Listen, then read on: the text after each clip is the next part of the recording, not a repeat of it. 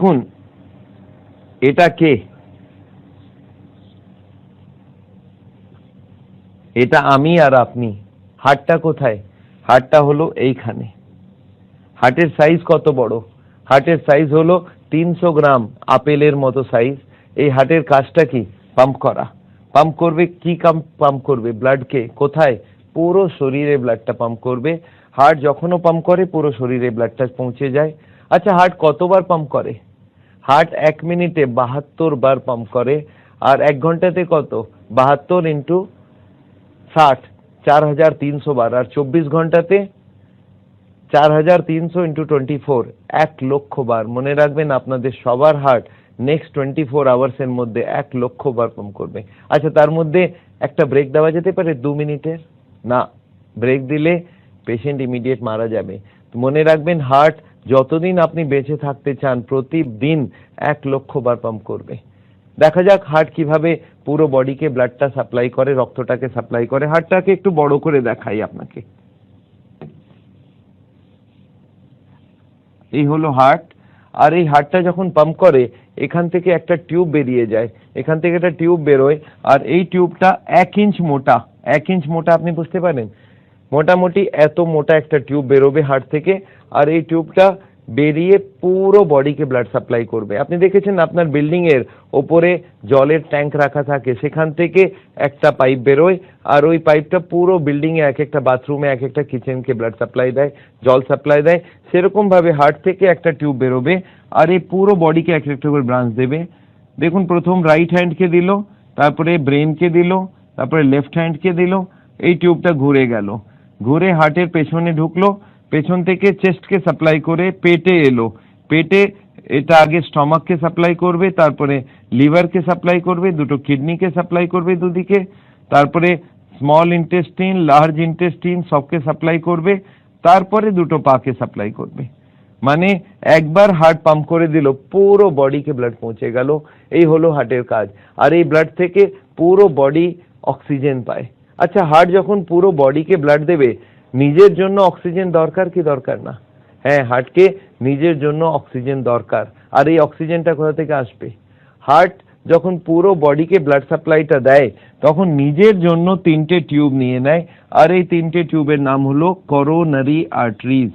একটা রাইট সাইডে, এটাকে বলা হয় রাইট করোনারি আর্টারি। আর লেফট সাইডে দুটো, দেখুন রাইটের একটা টিউব, এটার নাম লেখা হলো RCA, রাইট করোনারি আর্টারি। আর লেফটে দুটো, লেফটে প্রথমে একটা টিউব বেরোবে আর তারপরে এটার দুটো ডিভিশন হয়ে যাবে। একটা পেছনের দিকে চলে গেল আর একটা সামনের দিকে চলে গেল। সামনের দিকে যেটা চলে গেল সেটার নাম হলো LAD, এটাকে বলা হয় LAD। দেখুন, আপনাকে দুটো লেফট নামগুলো যদি দেখি, একটা হবে লেফট আর একটা হবে লেফট। এটা হলো অ্যান্টিরিয়র ডিসেন্ডিং। অ্যান্টিরিয়র মানে সামনের দিকে, ডিসেন্ডিং মানে নিচে নামবে। তাহলে এটা হলো LAD, লেফট অ্যান্টিরিয়র ডিসেন্ডিং, এই সামনেরটা। আর হলো LCX, এটা ঘুরে যাবে হার্টের পেছনে, এই জন্য এটার নাম হলো LCX। এই 3টে টিউব থেকে হার্ট ব্লাড পায়। আর হার্টের অসুখের মানে কি জানেন আপনি?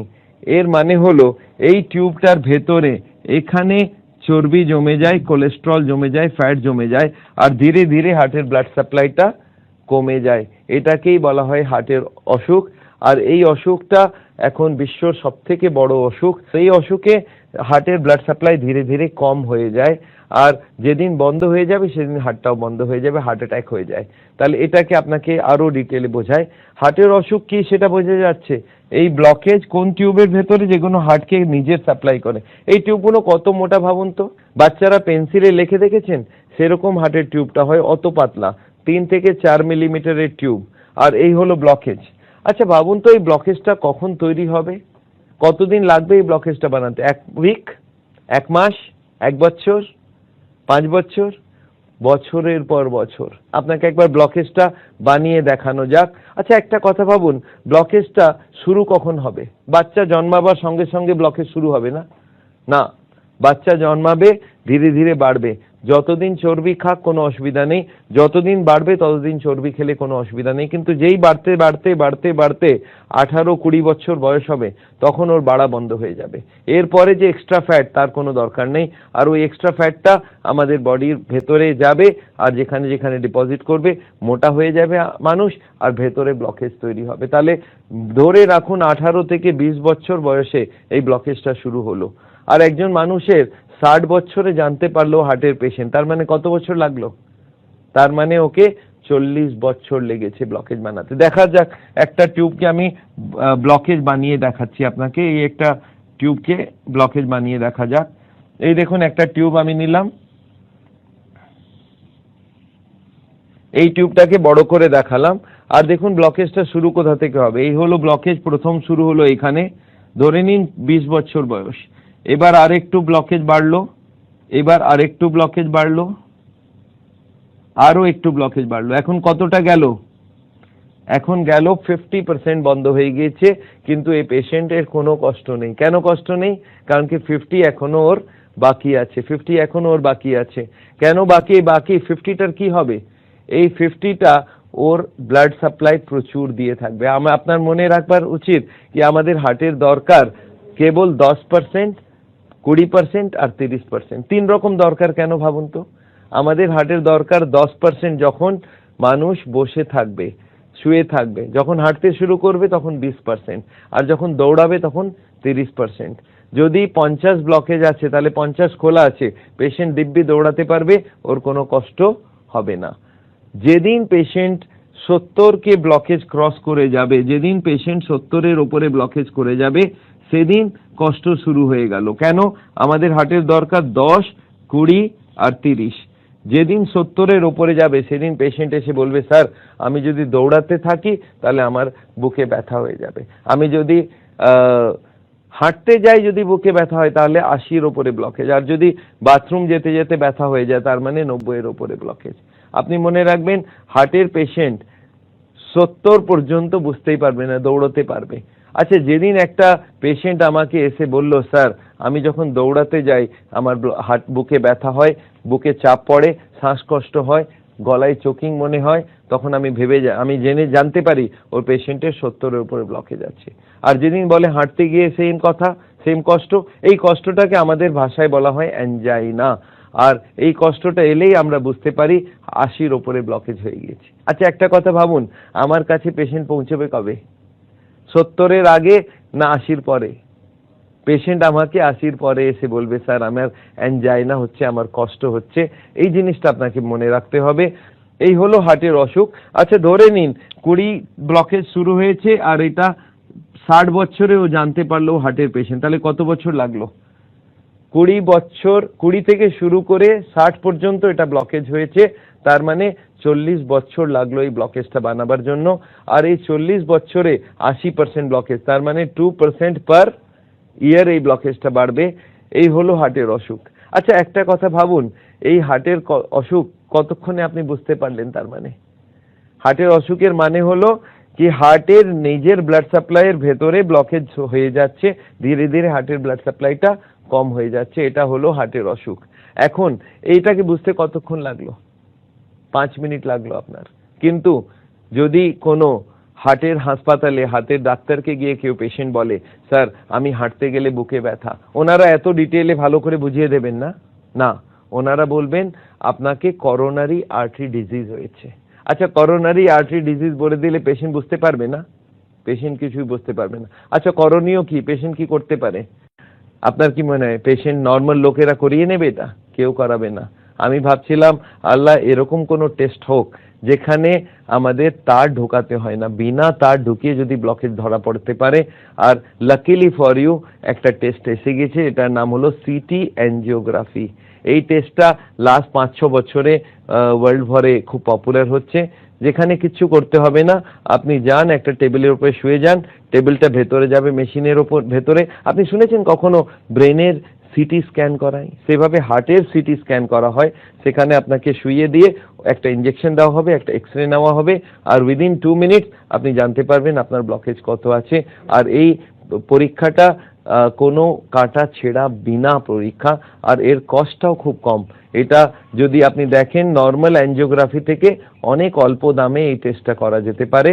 তাহলে এই টেস্টটা আপনি নিশ্চয়ই করিয়ে নিতে পারেন। আমি কেউ আমার কাছে আসে, স্যার আমি আমার ব্লকেজ জানতে চাই, আমি বললাম আপনি নর্মাল অ্যাঞ্জিওগ্রাফি না করিয়ে আপনি সিটি অ্যাঞ্জিওগ্রাফি করান।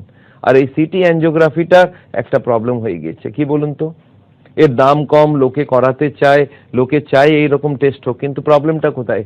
প্রবলেম হলো আমাদের কার্ডিওলজিস্টরা যারা তার ঢুকিয়ে অ্যাঞ্জিওগ্রাফি করে তাদেরকে এই টেস্টটা পছন্দ হয় না। তাদেরকে গিয়ে জিজ্ঞাসা করবেন স্যার ওই বিনা তারের টেস্টটা কেমন, বলে ভালো না। আপনি বললেন স্যার ভালো না কেন? ওরা অ্যাডমিট করবে না, ওরা তার ঢোকাবে না, কোনো রিস্ক নেই, কমপ্লিকেশন নেই, তাহলে ভালো না কি মানে হলো? তখন ওরা বলেন ওটা অ্যাকিউরেট নেই। কিন্তু আপনি যদি ওনাদেরকে জিজ্ঞাসা করেন স্যার তাহলে ওই তার দিয়ে যে অ্যাঞ্জিওগ্রাফি করবেন সেটা অ্যাকিউরেট তো? হ্যাঁ ওটা খুব অ্যাকিউরেট, কিন্তু আপনাকে একটা কথা বলি যে তার দিয়ে অ্যাঞ্জিওগ্রাফি করে দেখবেন ওটাতেও ব্লকেজ 70, 80, 90 লেখা থাকে। আচ্ছা 70, 80, 90 রাউন্ড রাউন্ড নাই কি? যদি ব্লকেজ অ্যাকিউরেটলি দেখতো তাহলে ওরা লিখতো 71.5, 73.9। যদি ব্লকেজ 70, 80, 90 থাকে তার মানে এটা কি? তার মানে ওই ব্লকেজটা আন্দাজে বলা হচ্ছে। আচ্ছা 70, 80-র মধ্যে কত বছরের ফরক? 5 বছর। 2% করে যদি ডেভেলপ করে 5 বছর, মানে 5 বছর আগে করে দিলে 5 বছর পরে করে দিলে পেশেন্ট বুঝতে পারবে না। তাহলে আপনি বুঝতে পারছেন অ্যাঞ্জিওগ্রাফিটাও অ্যাকিউরেট নয়, কিন্তু কার্ডিওলজিস্টরা এখনো তার ঢুকিয়ে অ্যাঞ্জিওগ্রাফি করতে চায়। এটা আমার মনে হয় আমাদের সাওলের মনে হয় এই টেস্টটা ঠিক না। বিনা কাটা ছিঁড়া করে যদি হার্টের অসুখ ঠিক হতে পারে বা হার্টের অসুখ বোঝা যেতে পারে, এটাই সব থেকে ভালো। তাহলে এনিওয়ে আমরা এখন দুটো জিনিস বুঝলাম। একটা বোঝা গেল কি হার্টের অসুখটা কি, এই ব্লকেজটা কি করে কি হয়, আর সেকেন্ড আমরা বুঝতে পারলাম কি টেস্ট করালে এই ব্লকেজটা ধরা যেতে পারে। এখন থার্ড চ্যাপ্টারে যাই, এই ব্লকেজে সব থেকে খারাপ কি হতে পারে? ব্লকেজের অসুখ আছে, হার্টের অসুখ আছে, সব থেকে খারাপ কি হতে পারে? সব থেকে খারাপ হতে পারে হার্ট অ্যাটাক, এটাকে বলা হয় কার্ডিয়াক অ্যারেস্ট, এটাকে আমাদের মেডিকেল ভাষায় বলে করোনারি থ্রম্বোসিস বা অ্যাকিউট মায়োকার্ডিয়াল ইনফাকশন। এনিওয়ে ওই টার্মে যাবেন না, ভেবে রাখুন এটা হার্ট অ্যাটাক। হার্ট অ্যাটাক মানেটা কি একটু ভেবে দেখুন তো। হার্ট অ্যাটাকের লোকের পেশেন্টের কষ্ট কি হয়? কষ্ট হয় বুকে ব্যথা, প্রচুর বেশি ব্যথা, আর তার সঙ্গে শ্বাসকষ্ট, চোকিং। আর এটা হাঁটলে হবে না, এটা বসে বসে কষ্টটা হবে। আপনি ভেবে রাখুন বসে বসে যদি কারো বুকে ব্যথা হয়, বসে বসে শ্বাসকষ্ট হচ্ছে আর ঘাম হয়ে যাচ্ছে, তাহলে ভেবে রাখুন এটা হার্ট অ্যাটাক। কেন? क्योंकि বসে বসে ওর দরকার কেবল 10% ব্লাড সাপ্লাই, সেটাও নেই। তার মানে কি ব্লকেজ মোটামুটি 100%। হার্ট অ্যাটাকের মানেই হলো ব্লকেজ 100%। এই 100% ব্লকেজটা হতে আপনি জানেন খুব কম সময় দরকার হয়। হার্ট অ্যাটাক একটা পেশেন্ট কালকে ঘুরে পেটে বেড়াচ্ছে আর আজকে ওর হার্ট অ্যাটাক হয়ে গেল, 1 মিনিট লাগে হার্ট অ্যাটাক হতে। তাহলে আপনাকে নিশ্চয়ই আমার কাছে জিজ্ঞাসা করতে হবে স্যার এই হার্ট অ্যাটাকটা যেখানে 100 ব্লকেজ দরকার সেটা কি করে সাডেনলি হয়ে যায়? তাহলে আপনাকে আবার বোঝাই হার্ট অ্যাটাকটা কি করে হয় আর 2 মিনিটে কি করে হবে। যদি কারো 80 ব্লকেজ থাকে, ওকে 100 যদি করতে হয় তাহলে তো 10 বছর লাগা উচিত 2% করে বাড়াতে থাকলে, কিন্তু দেখা গেল 2 মিনিটের পরে হার্ট অ্যাটাক হয়ে গেছে। তাহলে কি করে হার্ট অ্যাটাকটা হয় একটু বুঝে নি। দেখুন হার্টের যে ব্লকেজটা আছে এর উপরে একটা পর্দা থাকে, এই যে পর্দাটা এটাকে বলা হয় ইন্টিমাল মেমব্রেন। আর যদি ব্লকেজ বাড়তে থাকে তাহলে পর্দাটার কি হবে বুঝতে পারছেন? পর্দাটা ধীরে ধীরে টান পড়বে, আর পর্দাটা টান পড়তে পড়তে একদিন পর্দাটা ছিঁড়ে যাবে। আর ছিঁড়ে যাওয়ার সঙ্গে সঙ্গে কি হবে জানেন তো? এখানে এখানে কি যায়? এখানে যাচ্ছে ব্লাড, এখানে যাচ্ছে রক্ত। এই রক্তটার মধ্যে যেই ছিঁড়ে গেল এখান থেকে কিছু কেমিক্যাল রিলিজ হয় আর রক্তর সঙ্গে মিক্স হয়ে রক্তটা জমাট বেঁধে যায়। আর রক্ত জমাট বেঁধে গেলে এটাকে বলা হয় ক্লট। আর এখানে একটা যদি ক্লট এসে গেল, এখন কত ব্লকেজ হয়ে গেল ভাবুন আপনি। এটা হয়ে গেল 100% ব্লকেজ, এটাকে বলা হয় হার্ট অ্যাটাক। এই হার্ট অ্যাটাকটা হলে কতক্ষণ লাগলো বুঝতে পারছেন? এই ক্লটিং হতে যতক্ষণ টাইম লাগে। আচ্ছা ক্লটটা হলো কেন? কেমিক্যাল রিলিজ হলো। কেমিক্যাল কেন রিলিজ হলো? পর্দা ছিঁড়ে গিয়েছে। পর্দা কেন ছিঁড়লো? ব্লকেজ বাড়ছিল। মানে হার্টের পেশেন্ট যদি ব্লকেজকে বাড়াতেই থাকে এক না একদিন পর্দাটা ছিঁড়বে, হার্ট অ্যাটাক হবে। তাহলে আপনি ভেবে দেখুন কি করা উচিত যাতে হার্ট অ্যাটাক না হয়। একজন আমাকে জিজ্ঞাসা করলো স্যার কি করা উচিত, আমি বললাম আমি আপনাকে জিজ্ঞাসা করছি, আপনি বলুন আমাকে। বললো কি? আমি বললাম একটা নোটের তোড়া আছে, তাতে রাবার ব্যান্ড লাগানো আছে, আমি নোট ঢুকিয়ে যাচ্ছি, তাহলে রাবার ব্যান্ডটার কি হবে? বলে ছিঁড়ে যাবে। আমি বললাম এখন আমাকে বলুন কি করলে রাবার ব্যান্ড না ছেড়ে। বলে স্যার তাহলে এখন কি আপনি নোট ঢুকিয়ে যাচ্ছেন? মানে ঢুকিয়ে যাচ্ছি, রাবার ব্যান্ড ছিঁড়তে পারে। বলে স্যার এখনো ছেড়েনি। আমি বললাম না এখনো ছেড়েনি। তাহলে স্যার এখন নোট ঢোকানো বন্ধ করে দিন। তার মানে কি, ব্লকেজ যদি বাড়ানো বন্ধ করে দেন তাহলে পর্দাটা ছিঁড়বে না, হার্ট অ্যাটাক হবে না। আর ওই পেশেন্ট আরেকটা কথা বলে, স্যার আরো ভালো হয় যদি কিছু নোট বার করে নিন, যদি কিছু এখান থেকে চর্বি বার করে নেওয়া হয় তাহলে রাবার ব্যান্ডটা ঢিলে হয়ে যাবে আর কখনো হার্ট অ্যাটাক হবে না। তাহলে আপনি বুঝতে পারছেন হার্ট অ্যাটাকটাকে রোকবার জন্য সব থেকে ভালো উপায় কি? কি ব্লকেজ বাড়ানো বন্ধ করো আর ব্লকেজটাকে কম করা শুরু করে দিন, তাহলে হার্ট অ্যাটাক কখনো হবে না। এটাকে আমরা বলি প্রিভেনশন অফ হার্ট ডিজিজ। যদি ব্লকেজকে বন্ধ করে দিলেন বাড়ানো, আর রিভার্সাল মানে ব্লকেজটাকে কম করা যেতে পারে। তার মানে হার্টের পেশেন্ট যদি ব্লকেজকে বাড়ায় না আর কম করতে থাকে, রিভার্স করতে থাকে, তাহলে ওর হার্ট অ্যাটাকের চান্স একদম শেষ হয়ে যাবে। আর এটাই আমি হার্টের পেশেন্ট, আমাদের দর্শকদের যাদের হার্টের পেশেন্ট আছেন তাদেরকে বলবার জন্য আমি এই ক্লাসটা করছি, কিভাবে পেশেন্ট হার্টের অ্যাটাকে চলে যায় আর কি করলে হার্ট অ্যাটাকটা কখনো হবে না।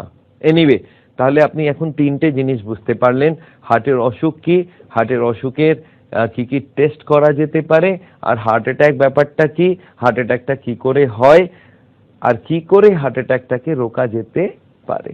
এখন আসা যাক ফোর্থ চ্যাপ্টারে, স্যার কি করা উচিত যাতে ব্লকেজ না বাড়ে আর ব্লকেজ রিভার্স হয়। এর জন্য আমার মনে আছে একবার আমি জিজ্ঞাসা করলাম একটা মানুষকে, খুবই বুদ্ধিমান লোক, ওকে আমি জিজ্ঞাসা করলাম স্যার কি করা উচিত যাতে ব্লকেজ বেড়ে না যায়, ব্লকেজ কমে যায়। উনি আমাকে একটা সিম্পল কোশ্চেন জিজ্ঞাসা করলেন, স্যার এই যে কালো কালো আপনি ড্র করেছেন যেটা ব্লকেজ, এই ব্লকেজটা কি মেটেরিয়াল দিয়ে তৈরি? আমি বললাম তাহলে কি করবেন? বলে এই মেটেরিয়ালের সাপ্লাই বডিতে বন্ধ করে দেব। আপনি বুঝতে পারছেন কত সিম্পল জিনিস। এই যে ব্লকেজ যেটা আছে কি দিয়ে তৈরি হয় এই ব্লকেজটা, আর যদি আমরা এটা জানতে পারি এই ব্লকেজটা কি দিয়ে তৈরি আছে, ওই দুটোর সাপ্লাই যদি বন্ধ করে দিই তাহলে ব্লকেজ কখনো হবে না আর ব্লকেজ বাড়বে না। তাহলে এই কি জিনিস জমে সেটা আপনাকে বোঝাতে চাই। দুটো জিনিস জমে, একটার নাম হলো কোলেস্টেরল আর একটা নাম হলো ট্রাইগ্লিসারাইডস। আপনি শুনে থাকবেন দুটো নাম। কোলেস্টেরলটা তো খুবই কমন নাম, প্রতিটা মানুষ শুনেছে, কোলেস্টেরল জমে যায় হার্টের ভেতরে। তাহলে এই দুটো জিনিসের নাম এখন মনে রাখতে হবে, একটার নাম হলো কোলেস্টেরল আর একটার নাম হলো ট্রাইগ্লিসারাইডস। ট্রাইগ্লিসারাইডস এই দুটো আইটেম যদি আপনার রক্তর ভেতরে বেশি থাকে তাহলে ওটা ব্লকেজ তৈরি করবে। তাহলে হার্টের পেশেন্টের প্রথম কি করা উচিত, এই দুটোকে বোঝা উচিত। আপনার রান্নাঘরের মধ্যে এই দুটো জিনিস যদি থাকে আর এটা যদি আপনি খান তাহলে ব্লকেজ বাড়তে থাকবে, আর ব্লকেজ যদি বাড়ে একদিন হার্ট অ্যাটাক হবে। তাহলে এখন এই দুটোকে বোঝা যাক, কোলেস্টেরল কি আছে, ট্রাইগ্লিসারাইড কি আছে। তাহলে শুরু করি। এখন এই ট্রাইগ্লিসারাইড ব্যাপারটা কি? ট্রাইগ্লিসারাইড আপনাদের সবার রান্নার ঘরের মধ্যে থাকবে, আর এটার বাড়ির নাম, এটা যেটা বাসার নাম, সেটার নাম হলো তেল। কোন তেল? যত রকম তেল আছে, চাहे সয়াবিন তেল হোক, চাहे মাস্টার্ড অয়েল হোক, চাहे কার্নোলা অয়েল হোক, চাहे সূর্যমুখী তেল হোক, চাहे জাইতুং তেল হোক, বা তিলের তেল হোক, বা গ্রাউন্ডনাট চিনে বাদামের তেল হোক, যে কোনো তেল, আর আজকাল রাইস ব্রান অয়েল, এই যত রকম তেল বাজারে আছে সবগুলোর একটাই নাম, সেটা হলো ট্রাইগ্লিসারাইডস। এই ট্রাইগ্লিসারাইড, এই তেলটাকে কোথাও জমতে দেখেছেন আপনি? কোথায় দেখেছেন ভাবুন। আপনি কিচেনের ভেতরে ঢুকে যান, রান্নাঘরে যেখানে গ্যাসের চুল্লাটা রাখা আছে, পুরো দিন খাবার তৈরি হবার পরে ওই চুল্লাটার পাশের দেওয়ালে হাত লাগাবেন, দেখবেন হাতে চিপচিপ করছে। এটা আবার চিপচিপ কি করছে? এটা তেল জমে গিয়েছে ওখানে। আর আপনি দেখবেন মহিলারা সাবানের জল করে সন্ধ্যেবেলা ওই দেওয়ালটাকে পরিষ্কার রাখেন। একজন ভদ্রমহিলাকে আমি বললাম আপনি 1 মাস পর্যন্ত সাফ করবেন না, দেখা গেল লেয়ার বাই লেয়ার তেল জমে যাচ্ছে। আর এই লেয়ার বাই লেয়ার তেল আপনি এক্সস্ট ফ্যানে পাবেন, আপনি চিমনির ভেতরে পাবেন। আর এই সেম তেলটা হার্টের ভেতরে যদি জমে যায়, আপনি বুঝতে পারছেন কি হবে? তাহলে ওনার ভেতরে এই ব্লকেজ জমে যাবে। তাহলে হার্টের পেশেন্টদেরকে আমি কি বোঝাবো? হার্টের পেশেন্টের স্ত্রীকে কি বোঝাতে হবে কি কোনো খাবারে তেল দেবেন না, কোনো তেল দেবেন না। মনে রাখবেন প্রতিটা তেলের মধ্যে খুব একটা বড় ডিফারেন্স নেই। আপনি দেখেছেন জলের বোতল পাওয়া যায়, একটাতে লেখা থাকে মাম, একটাতে লেখা থাকে স্পা, একটাতে আরো কিছু বিসলেরি। আপনি মনে রাখবেন ওর ভেতরে একই জিনিস আছে, সেটা হলো H2O, কিন্তু নামগুলো ডিফারেন্ট, কোম্পানি ওয়াইজ নামের ডিফারেন্স আছে। মনে রাখবেন প্রতিটা তেলের মধ্যে জিনিস একই, সেটা হলো ট্রাইগ্লিসারাইডস। আর এই ট্রাইগ্লিসারাইডটা যদি রক্তের ভেতরে থাকে, খাবার ভেতরে থাকে, ব্লকেজ বাড়বে। তাহলে আমি কি চাই হার্টের পেশেন্ট থেকে কি বিনা তেলের রান্না শুরু করে দিন। এখন বিনা তেলের রান্না বলতেই লোকে ঘাবড়িয়ে যায়, স্যার তেল ছাড়া কি করে হবে? আচ্ছা একটা কথা বলুন, তেল কেন কেন তেল দেওয়া হয় খাবারে? লোকে বলে টেস্ট। আমি বললাম তাহলে একটা কাজ করুন, একটা চামচ তেল নিন আর মুখে দিয়ে বলুন কত টেস্ট আছে। সঙ্গে সঙ্গে বলে ওর তো কোনো টেস্ট নেই। এখন টেস্টই নেই, তাহলে তেল দিচ্ছেন কেন রে বাবা? স্যার সেটা তো বুঝতে পারছেন না। না তেলের টেস্ট হয় মশলাতে ভাজবার পরে। আমি বললাম না, মশলার টেস্ট আছে, তেলের টেস্ট নেই। আপনাকে আমি সবজি দিচ্ছি আর তেল দিচ্ছি, আপনি সবজি বানিয়ে দেখান তো, পারবেন না। যদি আপনি তেল দিয়ে সবজিটাকে বানান তাহলে কি করতে হয়, মশলাটাকে তেল দিয়ে ফ্রাই করা হয়, মশলাটাকে ভাজা হয়। আর আমি ভাবতে লাগলাম কোনো এমন কিছু থাকে যেটা হার্টের অসুবিধা করবে না, কিন্তু মশলাটাকে ভাজতে ইউজ করা যেতে পারে, এমন কি লিকুইড হতে পারে, ভাবতে পারেন? আর সাডেনলি আমি রিয়েলাইজ করলাম সব থেকে ভালো যে জিনিসটা আমাদের কাছে আছে সেটা হলো পানি। যদি মশলাটাকে পানি দিয়ে ভেজে নেওয়া যাক তাহলে আমাদের কোনো অসুবিধা হবে না। তার মানে মশলাটাকে যদি মশলার টেস্ট আপনি মনে রাখবেন, নুনের টেস্ট, মরচের টেস্ট, হলুদ আর জিরে আর ধনে আর পেঁয়াজ আর টমেটো আর আদা আর রসুন, এই সব মশলাগুলো, এই মশলাপাতির টেস্ট আছে, তেলের কোনো টেস্ট নেই। এই মশলাটাকে ভাজবার জন্য আমাদের মাথাতে ঢোকানো হয়েছে তেল দিয়ে ভাজতে হবে। এই ব্যাপারটা আপনি বাদ দিন, তেল দিয়ে ভাজতে হবে না, মশলা সব থাকবে, সেটাকে পানি দিয়ে ভাজতে হবে। আর এই পানি দিয়ে ভাজে কি করে, তার জন্য আমরা ক্লাস করি। আমি হার্টের পেশেন্টের স্ত্রীদেরকে এটা শেখাই কিভাবে পানি দিয়ে মশলাটাকে ভাজা যেতে পারে। আমি ওদেরকে জিজ্ঞাসা করি আপনি তেল চান না টেস্ট চান? স্যার টেস্ট চাই। আমরা টেস্ট তো মশলা থেকে আসবে আর ওটাকে ভেজে নেবার পরে টেস্ট আসবে, কিন্তু পানি দিয়ে ভাজতে হবে। লোকে বলে পানি মানে পানি দিয়ে কোনো তেল ইউজ করবেন না। আমি দেখলাম তাহলে পানির নাম বদলে দেওয়া যাক, আমি ওটাকে বলি সাওল অয়েল। আমাদের সাওলের নাম থেকে সাওল অয়েল, তার মানে এখন থেকে এই অয়েলটা আপনাকে বাড়িতে ফ্রি সাপ্লাই দিয়ে দিলাম। এখন জিরো অয়েল মানে হলো পানি দিয়ে মশলাটাকে ভাজা, তার মানে সাওল অয়েলে ভাজা। আপনি যেরকম ভাবে নিতে পারেন, কিন্তু মনে রাখবেন আমরা এরকম হাজারে হাজারে ডিশ তৈরি করেছি, খুব ভালো রেসিপিস তৈরি করেছি যেটা বিনা তেলে রান্না হবে, টেস্ট সেম টু সেম থাকবে। কেবল দিমাগটা একটু চেঞ্জ করতে হবে কি মশলাটাকে ভাজতে হবে বিনা তেলে। আমি এরকম দেখেছি অনেক মহিলারা এই মাথাটা ইউজ করে ওই মাথার সেটিংটাকে চেঞ্জ করতে চায় না। আমি দেখেছি একজন হার্টের পেশেন্টকে আমি বুঝিয়ে দিলাম কি আপনি ট্রাইগ্লিসারাইড খাবেন না, উনি গিয়ে নিজের স্ত্রীকে বলেছেন কি কাল থেকে খাবারে কোনো তেল দিও না। আচ্ছা স্ত্রী মেনে যাবে না? না মানবে না। না কি করে হবে? না আমি তেল চাই না। তখন উনি কি বলেন, আমি এতটুকু দেবো, অর্ধেক করে দিল। তারপরে হাজবেন্ড আবার বলেছে না, না মানে না, আচ্ছা এতটুকু দেবো। আবার হাজবেন্ড বলে না মানে একদম না, একটা ড্রপও দিবে না, বলে এতটুকু দিব, টাচ করে দিব।